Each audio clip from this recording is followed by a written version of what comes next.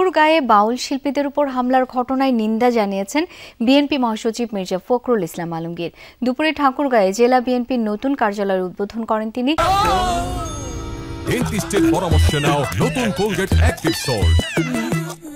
মির্জা ফখরুল ইসলাম বলেন, বাংলাদেশের আবহমান সংস্কৃতির সাথে জড়িয়ে আছে বাউল শিল্পীরা।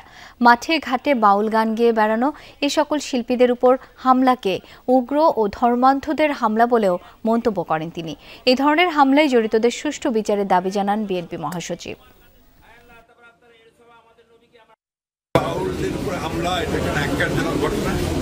আমরা তীব্র নিন্দা জানাই। এটা ডেফিনেটলি বাংলাদেশের যে আবহমানের যে সংস্কৃতি, গ্রাম বাংলা সংস্কৃতি, আমাদের বাউল তারা বাংলাদেশের মাঠে ঘাটে প্রান্তরে বাউল গান গেয়ে বেড়ায়। তাদের উপরে হামলাটা এটা একটা উগ্র ধর্মান্ধদের হামলা বলে আমি মনে করি।